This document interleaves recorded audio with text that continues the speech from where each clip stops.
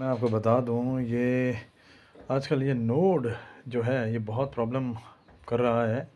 Node क्या होता है? राहु केतु होता है। ये हमारे पेड मेंबर्स के लिए है वीडियो, जो नोड में कभी-कभी उलझ जाते हैं। इवन नोड में कोई भी एस्ट्रोलॉजर उलझ जाता है। एस्ट्रोलॉजी टिकी 3 चीज़ों पे हुई है। एक नोड है जिसके 2 पार्ट हैं, राहु केतु, और एक अनटेनेंटेड प्लैनेट है। ये इन 3 चीज़ों पे एस्ट्रोलॉजी टिकी रहती है। तो दोस्तों क्या है, इसमें बहुत बड़ी समस्या आ जाती है जब ये आ जाते हैं स्क्रिप्ट में, तो इनको समझना थोड़ा मुश्किल हो जाता है। ये बहुत बड़ी प्रॉब्लम बन गई है। तो मैं आपके इसके थोड़े चीज़ें बता देता हूँ। नोड जो होता है वो रैंडम बिहेव करता है। रैंडम मतलब कभी भी, कैसे भी, ऊँट किस करवट बैठेगा आप बता नहीं सकते। तो ये बहुत टेढ़ी खीर हो जाती है इसको पता लगाना। मगर फिर भी रिसर्च हर जगह होती है। तो मैं आपको बता देता हूँ, नोड स्क्रिप्ट के शुरू में है अगर 25-30 मिनट, और बाकी स्क्रिप्ट बिल्कुल उससे अलग है। मान लीजिए नोड जो है सपोर्ट कर रहा है बी को और बाकी इसके सपोर्ट कर रही है ए को, तो आप लोगों को पहले रुक जाना है और देखना है कि कहीं पूरी स्क्रिप्ट, नोड जो है बिल्कुल स्क्रिप्ट के साथ ही हो जाता है अपोजिट बिहेव देके। तो अगर आप नोड के टाइम को देखते हैं, वहाँ जो परफॉर्मेंस आ रही है, तो उसके बाद के टाइम को भी थोड़ा देखना है आपको कि कौन परफॉर्म कर रहा है। अगर दोनों में सेम परफॉर्म कर रहा है तो नोड ने आज बिल्कुल एग्जैक्टली सेम परफॉर्मेंस दिया और वही टीम आपकी ए है या बी है जो प्योर प्लेनेट की फॉर्म में है। नोड ने तो दिया ही है उसका, बदल गया परफॉर्मेंस तो ठीक है, बहुत बढ़िया है। जैसे नोड बी को सपोर्ट कर रहा था, अब ए को सपोर्ट कर रहा है, तो ए आपकी क्लियर हो गई। और अगर नोड भी उसी को सपोर्ट कर रहा है, आगे भी उसी को सपोर्ट जा रहा है, तो नोड ने आज अपोजिट बिहेव किया है। और जो मेन टीम है वो ए यही है आपकी जो परफॉर्म कर रही है। समझ गए आप? तो ऐसे पता करना होता है। दूसरी बात, कहीं पर भी नोड शुरुआत में हो या बीच में हो, उसका प्रॉपर टीम ए बी की जानकारी प्योर प्लैनेट से ही मिलेगी आपको। नोड हमेशा फंसाएगा आपको, दोनों टीमों को साथ दे देगा, विकेट भी दे देगा और रन भी दे देगा, तो वहाँ दिक्कत हो जाएगी। तो प्योर प्लैनेट जो होगा उससे आगे कोई भी जोन हो, नोड के बाद कोई भी जोन हो, वहाँ आप ध्यान से देखिए, वो टीम, वो जोन जो है वो आपको क्लियर बताएगा। हो सकता है नोड ने भी वही बताया हो आपको, मगर वहाँ से आपको कंफर्म हो जाएगा कि यही ए है, यही बी है। 10 में से 9 बार यही होता है, नोड सेम बिहेव करता है, या नोड दोनों को साथ भी दे रहा होता है तो ज़्यादा उसी को देता है, बशर्ते नोड बीच में होना चाहिए स्क्रिप्ट में। शुरुआत में होने की गारंटी नहीं होती, शुरुआत में वो ऐसा ही बिहेव करता है, कभी भरोसा नहीं करना चाहिए नोड पे वहाँ। ठीक है? तो प्योर प्लैनेट का जो 70-80% होगा वो आपको बता देगा। स्क्रिप्ट के अंदर हम कई बार 1 और 2 लिख देते हैं, इसका मतलब ये होता है कि जिसकी हाई परसेंटेज है वही डोमिनेट करेगा, जो 2 है वो बाद में आता है। कहीं आप कंफ्यूज मत हो जाना, ऑल ओवर परफॉर्मेंस देखते हैं उस जोन में, वो वही होगा जिस पर 2 होगा। 90% जोन, ये भी बहुत बड़ी समस्या बन गई है आज एक। इसमें सबसे बड़ी चीज़ निकल के सामने आई है, वो है विकेट।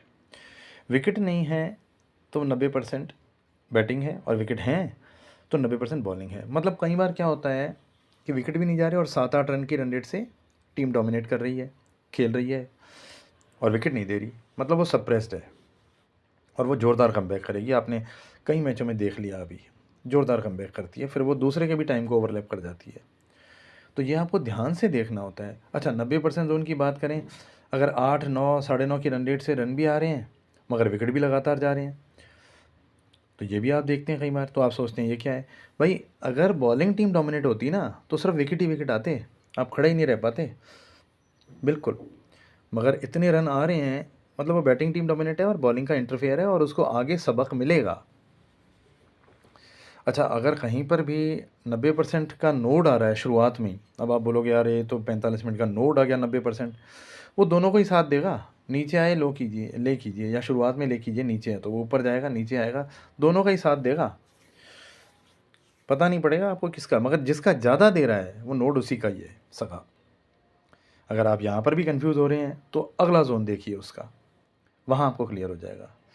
90% में अगर कभी भी बैटिंग टीम एक बार भी 9-10 की रन रेट पा ले और बाद में 8, 8.5 से खेलती रहे और विकेट भी नहीं दे रही, मतलब ये बैटिंग का ही टाइम है, और विकेट दे भी रही है मगर 8, 8.5 की रन रेट से 8 से खेले जा रही है, तब भी ये बैटिंग का ही टाइम है। बॉलिंग इंटरफेयर कर रही है, उसको दबा रही है, विकेट ले रही है। अगर बॉलिंग का टाइम होता तो विकेट ही विकेट आती, रन रेट नीचे चली जाती है, और रन रेट मेंटेन है, मतलब ये बैटिंग का टाइम है। क्योंकि एक बार रन रेट 8 की ले ली, मगर उसके बाद धीरे धीरे जैसे टाइम बीतेगा, जोन वही चल रहा है, 90% का, उसमें रन रेट नीचे आती जाती है, 7 से 6, 6 से 5 नीचे आती जाती है, और विकेट जाते आते हैं। तो वो बॉलिंग टीम डोमिनेट है, और जो भी पहले परफॉर्म किया उसने 8-9 के रन रेट से, वो बैटिंग का इंटरफेयर माना जाएगा, और उसका सबक बैटिंग को बॉलिंग के टाइम मिल जाएगा। ठीक है। फिर भी अगर आपको ऐसा लगता है कि अरे यार हमें तो कंफर्म नहीं हो रहा, तो आप जब भी 90% में 8-9 की रन रेट से रन आ रहे हैं और विकेट भी जा रहे हैं, तो आप सेकंड इनिंग देखिए। सेकंड इनिंग में दूसरी टीम आते ही विकेट खोएगी, क्योंकि वो इंटरफेयर कर चुकी है। वो फर्स्ट बैटिंग के टाइम में विकेट लेके अपना काम कर चुकी है, वो आते ही लूज़ हो जाएगी, उसका हाथ लूज़ होता जाएगा धीरे धीरे मैच में। लंबी जो अगर बॉलिंग से रिलेटेड जोन होता ना, तो बैटिंग संभल ही नहीं पाती है 90% में। ये रन रेट 7 की रन रेट से आ ही नहीं सकते, 8 की रन रेट से आ ही नहीं सकते, विकेट ही विकेट आते हैं।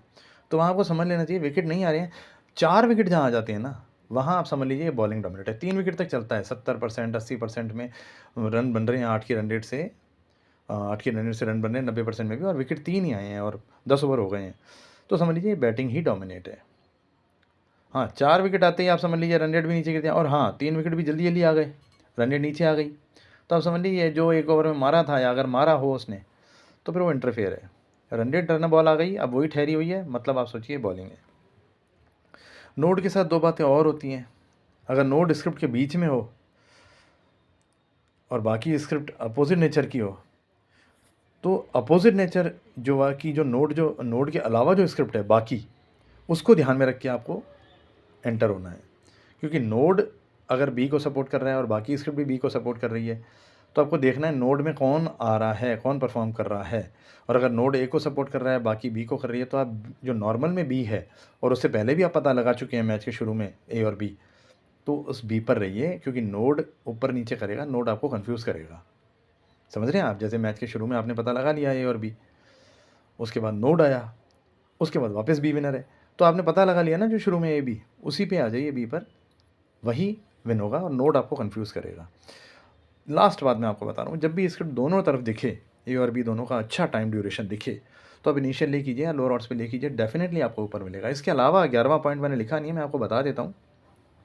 न्यूमरोलॉजी जो है वो आपको बहुत हेल्प करती है एडवर्स कंडीशन में। 20 से नीचे आप जरूर लीजिए। न्यूमरोलॉजी जब इक्वल होती है, बिल्कुल दोनों को सपाट बिल्कुल बराबर सपोर्ट करती है, तो केपी को भी एक बार पीछे छोड़ देती है, दोनों का रेट ले आती है बढ़िया। तो आप न्यूमरोलॉजी पे फोकस कीजिए। ठीक है दोस्तों।